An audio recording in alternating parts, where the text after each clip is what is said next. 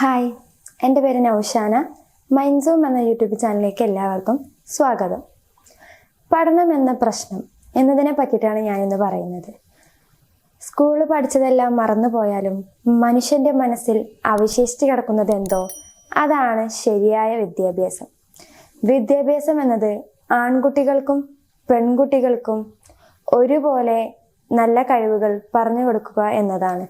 അതുപോലെ തന്നെ ഈ വിദ്യാർത്ഥികളുടെ മനസ്സിലേക്ക്, അതായത് വിദ്യാർത്ഥിയുടെ തലയിലേക്ക് വസ്തുക്കളോ അതുപോലെ തന്നെ വിവരണങ്ങളോ കൊടുക്കുന്നതല്ല യഥാർത്ഥ പഠനം.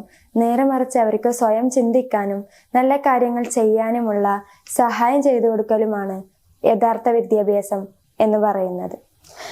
ഒരു ക്ലാസ്സിൽ അധ്യാപകന് കുട്ടികളെ പഠിപ്പിക്കുമ്പോൾ എല്ലാ കുട്ടികളും ഒരേ തരക്കാരാണോ? അല്ല, ഒരിക്കലുമല്ല. എല്ലാവർക്കും വ്യത്യസ്തമായിട്ടുള്ള ബുദ്ധിയായിരിക്കും. ഒരു ക്ലാസ്സിലെ എല്ലാ കുട്ടികളും ഒരുപോലെ ബുദ്ധിയുള്ളവരായിരിക്കില്ല. പലതരത്തിലുള്ള ബുദ്ധിയുള്ള ആളുകളായിരിക്കും ഉണ്ടാവുക. ഇപ്പൊ കുറച്ച് കുട്ടികൾക്ക് ഫുൾ A+ ഉണ്ടാവും, കുറച്ച് കുട്ടികൾക്ക് അത്യാവശ്യം പഠിച്ച് മാർക്ക് വാങ്ങിയവരുണ്ടാവും, ചില കുട്ടികൾക്ക് കഷ്ടിച്ച് പാസ്സായവരുണ്ടാവും, 1, 2, 3 പേര് തോറ്റവരുണ്ടാവും. ഇതിനൊന്നും ആരും അധ്യാപകനെ കുറ്റം പറയുന്നില്ല. തോറ്റവരെ കറകളഞ്ഞ ഉഴപ്പന്മാർ, മന്ദബുദ്ധികള്, കഴിവില്ലാത്തവർ, ഒന്നിനും കൊള്ളാത്തവർ എന്നൊക്കെ പറയാറുണ്ട്. ഇതൊക്കെ തോറ്റ കുട്ടികളുടെ മാതാപിതാക്കളുടെ മാനസിക അവസ്ഥയെ ആരെങ്കിലും ചിന്തിച്ചിട്ടുണ്ടോ? നമ്മളൊന്നും ചിന്തിക്കാറില്ല. നമ്മളെല്ലാവരും ഈ കുട്ടികൾ തോറ്റു എന്ന് വിചാരിച്ചിട്ട് അവരുടെ സ്വഭാവം മോശമാണ് എന്ന് ചിന്തിച്ച് നടക്കുന്ന ആളുകളാണ് നമ്മൾ. പക്ഷെ ഈ തോറ്റു എന്ന് വിചാരിച്ച്, അല്ലെങ്കിൽ മാർക്ക് കുറഞ്ഞു എന്ന് വിചാരിച്ചിട്ട് ആ കുട്ടിയുടെ സ്വഭാവം ഒരിക്കലും മോശമാവണമെന്നില്ല. ജയിച്ചു എന്ന് വിചാരിച്ചിട്ട് ആ കുട്ടിക്ക് നല്ല മാർക്കുണ്ട്, ഒരു ഫുൾ A+ വാങ്ങിയ ഒരു കുട്ടിയാണെന്നുണ്ടെങ്കിൽ ആ കുട്ടിയുടെ സ്വഭാവം നല്ലതാവണമെന്നില്ല. ഇപ്പൊ എല്ലാവരും പറയും ഫുൾ A+ വാങ്ങിയ കുട്ടികൾക്ക് നല്ല സ്വഭാവമാണ്, നല്ല മിടുക്കരാണ്, നല്ല കുട്ടിയാണെന്നൊക്കെ പറയും. നേരെ മറിച്ച് തോറ്റ കുട്ടികളെ നമ്മൾ പറയാ അവന് ഉഴപ്പനാണ്, ഒരു കഴിവില്ലാത്തവനാണ്, ഒന്നിനും കൊള്ളാത്തവനാണ്, അവൻ്റെ ക്യാരക്ടർ ഭയങ്കര മോശമാണ് എന്നൊക്കെ നമ്മൾ പറയാം. പക്ഷെ അങ്ങനെയല്ല ഒരിക്കലും. ജീവിത വിജയം റാങ്കിലല്ല, കഴിവും ശ്രമവും മാർക്കും എല്ലാതും കൂടി ചേർന്നതാണ് വിജയം. അങ്ങനെയുള്ളവർക്കേ ജീവിതത്തിൽ വിജയം ഉണ്ടാവുകയുള്ളൂ. നമ്മൾ ഒരിക്കലും നമ്മുടെ മാർക്ക് കണ്ടിട്ട് ആ കുട്ടിയുടെ ജീവിത നിലവാരത്തെ വിലയിരുത്തരുത്. കുട്ടികൾ സ്കൂൾ ജീവിതത്തിൽ പല രീതിയിലായിരിക്കും പഠിക്കുന്നുണ്ടാവുക. അവരുടെ വീട്ടിലുള്ള പ്രശ്നങ്ങൾ മൂലം അവർക്ക് പഠനത്തിൽ പിന്നോട്ട് നിൽക്കേണ്ട അവസ്ഥ വന്നിട്ടുണ്ടാവും. ഇപ്പോൾ വീട്ടിൽ ഒരുപാട് പ്രശ്നങ്ങളുള്ള ആളുകളുണ്ടാവും. രക്ഷിതാക്കൾ തമ്മിലുള്ള വഴക്ക്, അതുപോലെ തന്നെ വീട്ടിലുള്ള ബുദ്ധിമുട്ടുകളൊക്കെ കാരണം ഇതൊക്കെ ഈ കുട്ടികളുടെ പഠനത്തെ ബാധിക്കുന്നതാണ്. ഇനിയിപ്പോൾ ഒരു പാവപ്പെട്ടത്, അതുപോലെ വസ്ത്രം, ഭക്ഷണം ഒന്നും കിട്ടാത്ത കുട്ടികൾ, കുടുംബത്തിൽ ആരെങ്കിലും മരിച്ചു കഴിഞ്ഞാലൊക്കെ ഇതൊക്കെ കുട്ടികളുടെ പഠനത്തിനെ നല്ലോണം ബാധിക്കുന്ന കാര്യമാണ്. ഇനി ബിസിനസ് ചെയ്യുന്ന കുടുംബങ്ങളിലെ കുട്ടികളാണെന്നുണ്ടെങ്കിൽ ഇവർക്ക് എങ്ങനെയെന്ന് ചോദിച്ചു കഴിഞ്ഞാൽ ഇവർ ചെയ്യും, അതായത് ഇവർക്ക് ആ ഒരു ബിസിനസ് എന്ന മൈൻഡ് മാത്രമായിരിക്കും ഇവരുടെ മനസ്സിലുണ്ടാവുക. കുഞ്ഞുങ്ങളുടെ മനസ്സിൽ ഇവർ രക്ഷിതാക്കൾ ബിസിനസ് ചെയ്യുന്നത് കണ്ട് വളർന്ന് ഇവർക്ക് ആ ഒരു മൈൻഡ് മാത്രമായിരിക്കും ഉണ്ടാവുക. വേറൊരു മൈൻഡും വേറൊരു കാര്യത്തിലും വേറൊരു അറിവും ഇവർക്ക് ഉണ്ടാവില്ല. ഇവർ ബിസിനസ് ചെയ്യണം എന്നുള്ളൊരു മൈൻഡ് വെച്ചിട്ടായിരിക്കും ഇവർ മുന്നോട്ട് പോവുക. ഇവർക്ക് എങ്ങനെ പണം ഉണ്ടാക്കണം എന്നുള്ളൊരു ചിന്തയായിരിക്കും ഇവർക്ക് ഉണ്ടാവുക. അങ്ങനെ ജീവിക്കുന്ന കുട്ടികളുമുണ്ട്. അതായത് ഇപ്പോൾ രക്ഷിതാക്കളുടെ ബിസിനസ്സും കാര്യങ്ങളും കണ്ട് എങ്ങനെ പണം ഉണ്ടാക്കണമെന്ന് ചിന്തിച്ച് വളരുന്ന കുട്ടികളുമുണ്ട്. അങ്ങനെ ആകുമ്പോൾ ഇവർക്ക് വേറൊരു അറിവും കിട്ടുന്നില്ല, വേറൊരു കാര്യത്തിലും ഇവർ ശ്രദ്ധിക്കുന്നില്ല. ഇങ്ങനെയൊക്കെ ആകുമ്പോൾ കുഞ്ഞുങ്ങളുടെ പഠനത്തിന് നല്ലോണം ബാധിക്കുന്നതാണ്. കുട്ടികൾ ഒരു വിഷയത്തിൽ അല്ലെങ്കിൽ ഒരു ഇതിൽ മാത്രമല്ല ബുദ്ധിശക്തി കാണിക്കുന്നത്. ഒരുപാട് കാര്യത്തിൽ കുഞ്ഞുങ്ങൾക്ക് ബുദ്ധിശക്തികളുണ്ട്. അതായത് പാടാൻ കഴിവുള്ളവരുണ്ട്, സംഗീതം അതിനുള്ള കഴിവുള്ള ആൾക്കാരുണ്ട്, അതുപോലെ നൃത്തം കളിക്കാൻ കഴിവുള്ളവര്, അതുപോലെ തന്നെ സ്പോർട്സ്, ആർട്സ് അങ്ങനെയുള്ളതിനൊക്കെ കഴിവുള്ള കുട്ടികളുണ്ട്. പിന്നെ അതുപോലെ സ്വന്തം ചിന്തിക്കാനുള്ള കഴിവ്, മറ്റുള്ളവരെ മനസ്സിലാക്കാനുള്ള കഴിവ്, ഇതൊക്കെ ബുദ്ധിശക്തി ഉള്ളത് കൊണ്ടാണ് കുട്ടികൾക്ക് ഉണ്ടാവുന്നത്. അങ്ങനെ ബുദ്ധിശക്തിയുള്ള കുട്ടികളുണ്ട്. അതായത് ഇപ്പോൾ വേറെല്ല ആഴത്തിൽ, അതായത് നമ്മളെ ജീവിതത്തെ പറ്റിയിട്ട് ആഴത്തിൽ ചിന്തിക്കുന്ന കുട്ടികളുമുണ്ട്. ഇതൊക്കെ ബുദ്ധിയുള്ളത് കൊണ്ടാണ് ഇവരിങ്ങനെ ചിന്തിക്കുന്നത്. ഒരിക്കലും പഠനത്തിൽ ശ്രദ്ധയില്ല വിചാരിച്ചിട്ട് ഒരിക്കലും ആ കുട്ടി ബുദ്ധിയില്ലാത്ത കുട്ടിയാണ് എന്ന് ഒരിക്കലും നിങ്ങൾ പറയരുത്. അതുപോലെ തന്നെ ഈ കണക്ക്, ലോജിക്കൽ ചിന്ത അങ്ങനെയുള്ള കാര്യങ്ങളിൽ കഴിവുള്ളവരുണ്ട്. പിന്നെ വരയ്ക്കാൻ, ആകൃതി മനസ്സിലാക്കാനുള്ള കഴിവ്, അതൊക്കെ കുട്ടികൾക്കുണ്ട്. അതൊക്കെ ഒരു ബുദ്ധിശക്തിയാണ്. അല്ലാതെ നേരത്തെ പറഞ്ഞതുപോലെ പഠനം മാത്രമല്ല ഒരു ബുദ്ധിശക്തി. അതുപോലെ വേറൊരു കാര്യം എന്താ വെച്ചാല്, ഗണിതം, ശാസ്ത്രം, ജീവിതം ഇതെല്ലാം പ്രശ്നങ്ങൾ നിറഞ്ഞതാണ് അല്ലെ. ഈ ഗണിതത്തിലെയും ശാസ്ത്രത്തിലൊക്കെ പ്രശ്നങ്ങൾ പരിഹരിക്കുന്നത് പോലെ നമ്മുടെ ജീവിതത്തിലും നമുക്ക് ശാന്തമായി ചിന്തിച്ച് നമുക്കും നമ്മുടെ പ്രശ്നങ്ങൾ പരിഹരിക്കാൻ പറ്റും. ചില കുട്ടികൾക്ക് ഗണിതത്തില് നല്ല ബുദ്ധിമുട്ടാണ്, കണക്ക് തീരെ ചെയ്യാൻ അറിയില്ല, ഒന്നും ചെയ്യാൻ അറിയുന്നില്ല. പക്ഷെ നല്ലൊരു അധ്യാപകൻ അല്ലെങ്കിൽ നല്ലൊരു അധ്യാപിക ഉണ്ടെങ്കിൽ, നല്ലോണം മനസ്സിലാക്കി പഠിപ്പിക്കുന്ന ഒരു അധ്യാപിക ഉണ്ടെങ്കിൽ തീർച്ചയായും കുട്ടി മാറാൻ ചാൻസ് ഉണ്ട്. കാരണം എന്താ വെച്ച് കഴിഞ്ഞാല് ഇപ്പൊ അവർക്ക് പറഞ്ഞ് നേരെ പോലെ ആ കുട്ടിക്ക് നേരെ അത് നല്ല മനസ്സിലാക്കി പറഞ്ഞു കൊടുത്താല് ആ കുട്ടിക്ക് നല്ല മനസ്സിലാക്കി പഠിക്കാൻ പറ്റും. നമ്മൾ മനസ്സിലാക്കി ചെയ്യുന്ന എല്ലാ കാര്യങ്ങൾക്കും വിജയമുണ്ടാവും. ജീവിതത്തില് പ്രശ്നങ്ങൾ വന്നാൽ പേടിക്കണ്ട, ശ്രമം ഉണ്ടെങ്കിൽ അവിടെ വിജയമുണ്ടാവും. ഇപ്പോ ജീവിതത്തിൽ ഇപ്പോ വലിയ വലിയ നിലകളിലെത്തിയ ആളുകളൊക്കെ ആദ്യം തന്നെ വിജയിച്ചു വന്നവരല്ല, പരാജയപ്പെട്ടിട്ട് പിന്നീട് വിജയിച്ചു വന്നവരാണ്. ഇപ്പൊ പലതരത്തിലുള്ള ആളുകൾ, അതായത് വലിയ വലിയ നിലയിലെത്തിയിട്ടുള്ള ആളുകളൊക്കെ ആദ്യം പരാജയപ്പെട്ടിട്ട് പിന്നെ അത് വിജയിച്ചു വന്നവരാണ്. ചില കുട്ടികൾക്ക് പഠനത്തിൽ നല്ല പ്രശ്നമുണ്ടാകും. അത് ലേണിംഗ് ഡിസബിലിറ്റി എന്നാണ് അതിന് പറയുന്നത്. ഇത് ബുദ്ധിയില്ലായ്മ കൊണ്ടല്ല, അത് പഠനത്തിലുള്ളൊരു ചെറിയൊരു പ്രശ്നമുള്ളത് കൊണ്ടാണ് ഈ ലേണിംഗ് ഡിസബിലിറ്റി ഉള്ളത്. 3 തരത്തില് പ്രശ്നമുള്ള കുട്ടികളുണ്ട്: ഡിസ്ലെക്സിയ, ഡിസ്പ്രാക്സിയ, ഡിസ്കാൽക്കുലിയ. ഈ 3 തരത്തില് പ്രശ്നങ്ങളുള്ള കുഞ്ഞുങ്ങളുണ്ട്. ഈ ഡിസ്ലെക്സിയ എന്താന്നുള്ളത് നമുക്ക് നോക്കാം. ചില കുട്ടികൾക്ക് വായിക്കാനും എഴുതാനുള്ള ബുദ്ധിമുട്ട്, അക്ഷരങ്ങള് തിരിച്ച് എഴുതല്, അതുപോലെ തന്നെ അവർക്കിപ്പോ ചെയ്യുന്ന കാര്യങ്ങളിൽ അതായത് ശ്രദ്ധ ഇല്ലാതിരിക്കല്. ഇപ്പൊ ഒരു കാര്യം നമ്മളിപ്പോ എഴുതുകയാണ്, ആ എഴുതുന്ന ടൈമിൽ അവർക്കത് പെട്ടെന്ന് മറന്നു പോവുക, വാക്കുകൾ തെറ്റായി വായിക്കുക, പതുക്കെ വായിക്കുക, അതുപോലെ ഇവർക്ക് ഒന്നും ചെയ്യാൻ തോന്നാതെ വരിക. ഇതൊക്കെ ഡിസ്ലെക്സിയ ഉള്ളത് കൊണ്ടാണ്. അതുപോലെ തന്നെ നീണ്ട വാക്കുകൾ വായിക്കാന് നല്ല ബുദ്ധിമുട്ട്. ഇപ്പോ ഈ ഞാൻ വേറൊരു കാര്യം പറയാം. ഇപ്പൊ ഒരു ബി എന്നുള്ളൊരു അക്ഷരം ഇപ്പൊ അവർക്ക് അത് ഡി ആയിട്ട് തോന്നുന്നു, അവര് ഡി ആയിട്ട് വായിക്കുക അല്ലെങ്കിൽ എഴുതുകയോ ചെയ്യുക. ഇപ്പൊ പി എന്നുള്ളത് ക്യൂ ആയിട്ട് പോലെ അത് വായിക്കുക എഴുതുകയോ ചെയ്യുക. ഇതൊക്കെ ഡിസ്ലെക്സിയ ഉള്ള ആളുകളുടെ ലക്ഷണങ്ങളാണ്. ഇനി എങ്ങനെ ഇത് സഹായിക്കാം എന്നുള്ളത് നോക്കാം. മാതാപിതാക്കളും ടീച്ചറും ഓരുടെ കൂടെ ചേർന്നിട്ട് വേണം ഇവരെ സഹായിക്കാന്. അതുപോലെ തന്നെ ഇവരെ ഒരിക്കലും കുറ്റം പറയരുത്. ഇവർക്ക് ഇതൊന്നും ഈ ഡിസ്ലെക്സിയ എന്ന് പറഞ്ഞു കഴിഞ്ഞാല് സാധാരണ ഒരു പ്രശ്നമാണ്, ഇത് വലിയൊരു പ്രശ്നമായിട്ടുള്ള ഒരു കാര്യമല്ല. അപ്പൊ നിങ്ങൾ രക്ഷിതാക്കള് കുട്ടികളെ ശ്രദ്ധിക്കണം. അതായത് കുറച്ച് കാര്യങ്ങൾ മാത്രം ഇവർക്ക് പഠിപ്പിച്ചു കൊടുക്കുക, ഒരുപാട് കാര്യങ്ങൾ പഠിപ്പിച്ചു കൊടുക്കാതെ. അതുപോലെ തന്നെ ഇവർക്കിപ്പോ ഒരു ഇപ്പൊ നിങ്ങള് കുട്ടികളുടെ അടുത്ത് ബലം പിടിച്ചിട്ട് പഠിക്കുന്ന ഒരിക്കലും പറയരുതേ. ഇവർക്ക് എത്രത്തോളം പഠിക്കാൻ കഴിയുന്നു അത്രത്തോളം ഇവരെ പഠിപ്പിക്കുക. ഇവരെ സഹായത്തോടെ വായിക്കാൻ പഠിപ്പിക്കുക. ഞാൻ പറഞ്ഞതുപോലെ ഒരിക്കലും കുഞ്ഞുങ്ങളെ കുറ്റപ്പെടുത്തി സംസാരിക്കരുതേ. ഇതാണ് ഡിസ്ലെക്സിയ ഉണ്ടെങ്കിൽ സഹായം എന്ന് പറയുന്നത്. ഇതാണ്, ഇങ്ങനെയാണ് ഇവരെ സഹായിക്കേണ്ടത്. ഈ ഡിസ്ലെക്സിയ ഉള്ള കുട്ടികളെ ഇങ്ങനെയാണ് സഹായിക്കേണ്ടത്. ഞാൻ പറഞ്ഞതുപോലെ ഒരിക്കലും കുറ്റപ്പെടുത്തരുതേ. അതുപോലെ സഹായത്തോടെ കൂടെ ചേർന്ന് പഠിപ്പിക്കുക. മാതാപിതാക്കളും ടീച്ചേഴ്സും കൂടി വേണം ഇവരെ സഹായിക്കേണ്ടത്. ഇനി ഡിസ്പ്രാക്സിയ ഉള്ള കുട്ടികൾ എങ്ങനെയെന്നുള്ളത് നോക്കാം നമുക്ക്.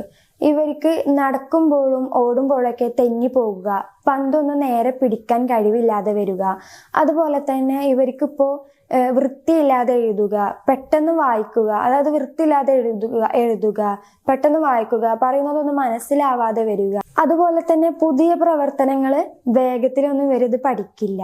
പുതിയ കാര്യങ്ങളൊന്നും വേഗത്തിൽ പഠിക്കൂല. ഇവർക്ക് കുറെ സമയം എടുത്താലും ഇവർക്കിത് തലയിലേക്ക് കയറുകയുമില്ല. അവരുടെ ബ്രെയിനിലേക്ക് ഈ സംഭവങ്ങളൊന്നും, ഒരു പഠിച്ച കാര്യങ്ങളൊന്നും ഇവർക്ക് നിൽക്കില്ല, കുറെ നേരം നിൽക്കുക, അങ്ങനെ ഒന്നും ചെയ്യില്ല.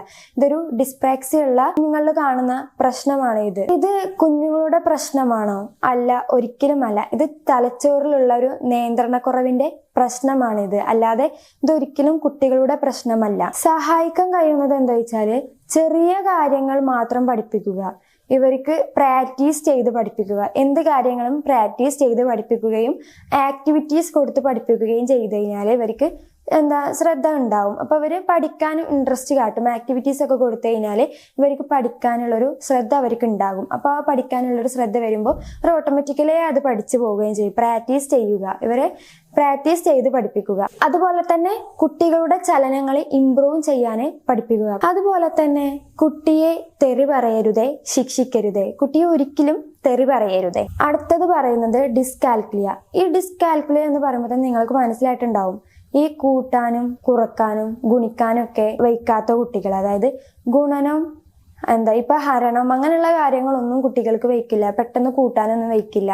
അതുപോലെ കാൽക്കുലേഷനിൽ പ്രോബ്ലംസ് വരിക, അവർക്ക് ഇപ്പൊ കാൽക്കുലേറ്റ് ചെയ്യുമ്പോൾ അവർക്ക് ചെയ്യാൻ വയ്ക്കാതെ വരിക, പ്രോബ്ലം സോൾവിംഗ് ഒന്നും ചെയ്യാതെ വരിക, ഇങ്ങനെയുള്ളതൊക്കെ ഡിസ്കാൽക്കുലിയ ഉള്ള കുട്ടികൾക്കുള്ള പ്രശ്നങ്ങളാണ്.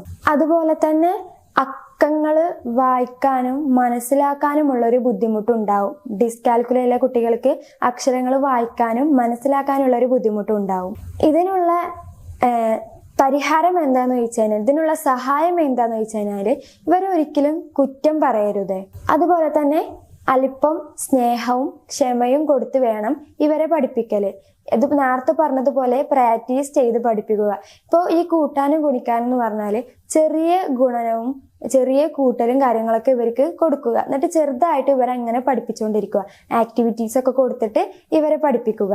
അതുപോലെ തന്നെ വ്യക്തിഗത ശ്രദ്ധ കൊടുത്താൽ ഇവർക്ക് നന്നായി പഠിക്കാൻ തോന്നും. അതായത് വ്യക്തിഗത ശ്രദ്ധ കൊടുത്തു കഴിഞ്ഞാൽ ഇവർക്ക് നന്നായി പഠിക്കാനുള്ള ഒരു ബോധം അവർക്ക് ഉണ്ടാവുന്നു. അതുപോലെ തന്നെ ടീച്ചറും മാതാപിതാക്കളും ചേർന്ന് വേണം ഇവരെ സഹായിക്കല്. ഇതിപ്പോ ഒരു പ്രശ്നമായിട്ടുള്ള ഒരു കാര്യമൊന്നുമല്ല. ഈ ഡിസ്ലെക്സിയും ഡിസ്പ്രാക്സിയും ഡിസ്കാൽക്കുലിയൊക്കെ ഒന്നും ഒരു പ്രശ്നമായിട്ടുള്ള ഒരു കാര്യമൊന്നുമില്ല.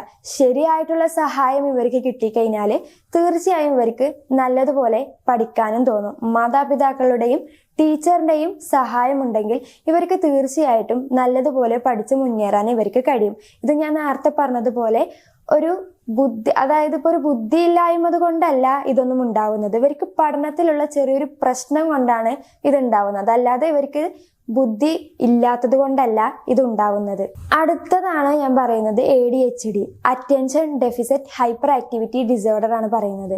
ഈ ADHD ഉള്ള കുട്ടികൾക്ക് 3 പ്രശ്നങ്ങളുണ്ട്. ഒന്നാമത്തെ പ്രശ്നമാണ് ശ്രദ്ധക്കുറവ്, രണ്ടാമത്തെ പ്രശ്നമാണ് അതിവേഗ ചലനം, മൂന്നാമത്തെ പ്രശ്നമാണ് പെട്ടെന്ന് പ്രവർത്തിക്കല്. ഈ 3 പ്രശ്നങ്ങളാണ് ADHD ഉള്ള ആളുകൾക്ക് ഉണ്ടാവുക. ശ്രദ്ധ കുറവ് എന്ന് പറയുന്നത് ഒരു കാര്യത്തിൽ ശ്രദ്ധിച്ച് നിൽക്കൂല. ഇപ്പൊ ഒരു കാര്യം ചെയ്തുകൊണ്ടിരിക്കുന്ന ടൈമിൽ പെട്ടെന്ന് വേറൊരു കാര്യത്തിലേക്ക് ചെയ്യുക. ഒരാൾ സംസാരിക്കുന്നത് അത് കേട്ട് നിൽക്കാതെ അതിന് അറ്റൻഷൻ കൊടുക്കാതെ വേറെ എന്തൊക്കെയോ ചിന്തിച്ചു കൊണ്ടിരിക്കുക. ഇപ്പൊ കളിക്കുന്ന സമയത്താണെങ്കിലും ആ കളിയുടെ കാര്യത്തിൽ ശ്രദ്ധിക്കാതെ വേറെ എന്തെങ്കിലും കാര്യങ്ങൾ ശ്രദ്ധിച്ചുകൊണ്ടിരിക്കുക. ഇതൊക്കെ ഒരു ശ്രദ്ധക്കുറവുള്ളത് കൊണ്ടാണ് ഇത് ഉണ്ടാവുന്നത്. പെട്ടെന്ന് പ്രവർത്തിക്കല്, കാര്യങ്ങൾ ചെയ്യുമ്പോൾ ഇവര് തെറ്റായിട്ടുള്ള കാര്യങ്ങളാണെങ്കിലും അത് പെട്ടെന്ന് ഇവർ ചെയ്യുക. ഓരോ കാര്യങ്ങളും പെട്ടെന്നായിട്ട് ഇവർ ചെയ്യുക. അതുപോലെ തന്നെ മറ്റുള്ളവർ സംസാരിക്കുന്ന ടൈമിൽ പെട്ടെന്ന് ചാടി കയറിയിട്ട് പെട്ടെന്ന് പറയുക. അവർ സംസാരിച്ചു കൊണ്ടിരിക്കുമായിരിക്കാം, പക്ഷെ അവരുടെ ആ സംസാരം പൂർത്തിയായിട്ടുണ്ടാവില്ല. അതിനു മുമ്പ് തന്നെ ഇവർ പെട്ടെന്ന് ചാടി കയറിയിട്ട് വേഗം എന്തെങ്കിലുമൊക്കെ പറയുക, ചിലപ്പോൾ വേറെ എന്തെങ്കിലും വിഷയം എടുത്തിടുക, അങ്ങനെയൊക്കെ ചെയ്യുക. അപ്പം മറ്റുള്ളവർക്ക് അതിനുള്ളൊരു ആ സംസാരിക്കാനുള്ളൊരു അവിടെ ഉള്ളൊരു കോൺഫിഡൻസ് പോയിക്കാണ്.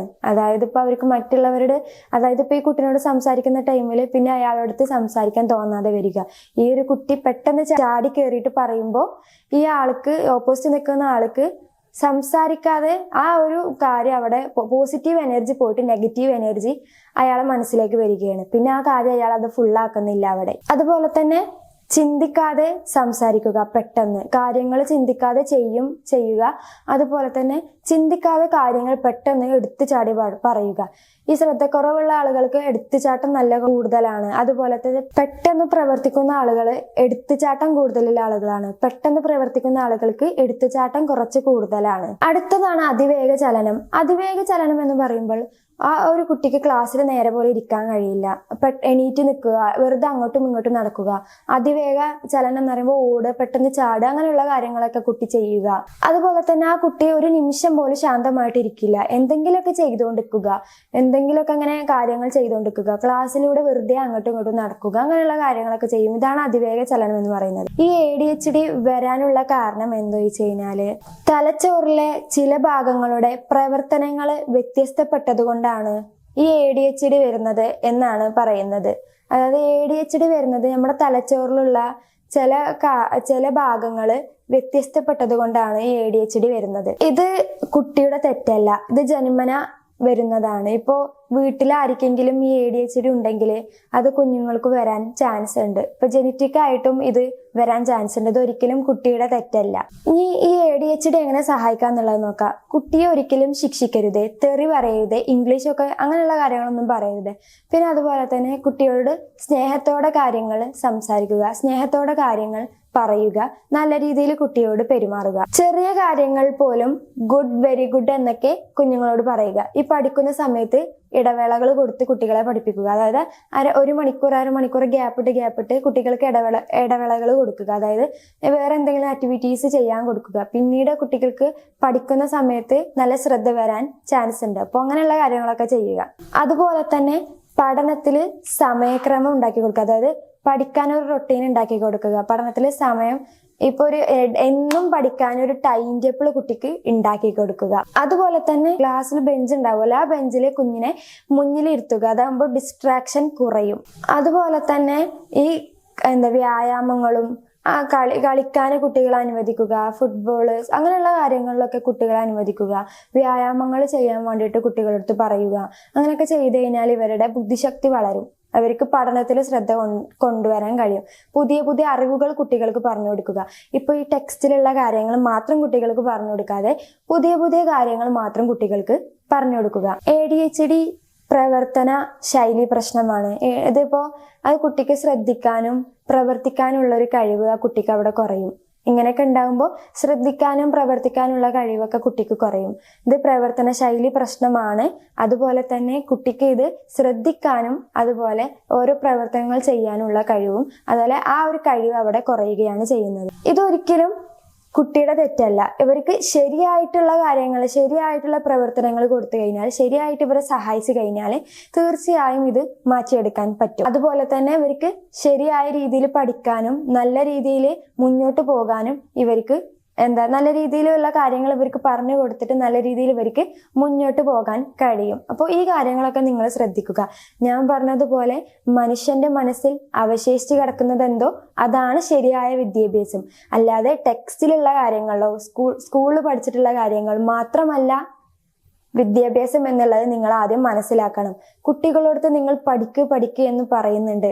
വെറുതെ ആവശ്യമില്ലാതെ കുട്ടികളെ ബ്രെയിനിലേക്ക് നിങ്ങൾ ഓരോ കാര്യങ്ങളും പഠനത്തെ പറ്റിയിട്ട് ഇങ്ങനെ പറഞ്ഞു കൊടുക്കുകയാണ്. അതായത് പഠനം എന്നുള്ള ഒരു ചിന്ത, പഠനം എന്നുള്ള ഒരു കാര്യം മാത്രം, അതായത് ബുക്കിലുള്ള കാര്യങ്ങളാണെങ്കിലും നിങ്ങൾ കുഞ്ഞുങ്ങൾക്ക് പറഞ്ഞു കൊടുക്കുമ്പോൾ നിങ്ങളൊന്ന് ഓർക്കണം, ബുക്കിലുള്ള കാര്യങ്ങൾ മാത്രമല്ല വിദ്യാഭ്യാസം. ബാക്കി പുറത്ത് നടക്കുന്ന കാര്യങ്ങളും ചിന്തിക്കാനുമുള്ള ഒരു കഴിവ് നിങ്ങൾ കുട്ടികൾക്ക് ഉണ്ടാക്കി കൊടുക്കണം. അതൊക്കെയാണ് യഥാർത്ഥ വിദ്യാഭ്യാസം എന്ന് പറയുന്നത്. ഞാൻ പറഞ്ഞതുപോലെ റാങ്കിലല്ല നമ്മുടെ വിദ്യാഭ്യാസം കണക്കാക്കുന്നത്. കുട്ടിയുടെ ബുദ്ധിശക്തിയെ പറ്റി പറയുന്നതും ഒരിക്കലും റാങ്കിലോ അവരുടെ മാർക്കിലോ ഒന്നുമല്ല. ഈ മാർക്കും ശ്രമവും കഴിവും ഒക്കെ ഉണ്ടെങ്കിൽ മാത്രമേ ആള് ജീവിതത്തിൽ വിജയിക്കുകയുള്ളൂ. അങ്ങനെയുള്ളവർക്കേ ഉള്ളൂ ജീവിതത്തിൽ വിജയം ഉണ്ടാവുകയുള്ളൂ. അപ്പൊ നിങ്ങൾ ആ കാര്യം ആലോചിക്കുക. നിങ്ങൾ എല്ലാ കാര്യങ്ങളും നിങ്ങളെ കുഞ്ഞുങ്ങൾക്ക് പഠിപ്പിച്ചു കൊടുക്കണം. ഈ ലോകത്തിൽ നടക്കുന്ന എല്ലാ കാര്യങ്ങളും, വെറും ടെക്സ്റ്റിലുള്ള കാര്യങ്ങൾ മാത്രമല്ല പറഞ്ഞു കൊടുക്കേണ്ടത്, എല്ലാ കാര്യങ്ങളും നിങ്ങൾ പറഞ്ഞു കൊടുക്കണം. അപ്പോൾ നിങ്ങൾക്ക് ഈ വീഡിയോ ഇഷ്ടമായിട്ടുണ്ടെങ്കിൽ സബ്സ്ക്രൈബ് ചെയ്യുക, ലൈക്ക് ചെയ്യുക, കമന്റ് ചെയ്യുക. Thank you.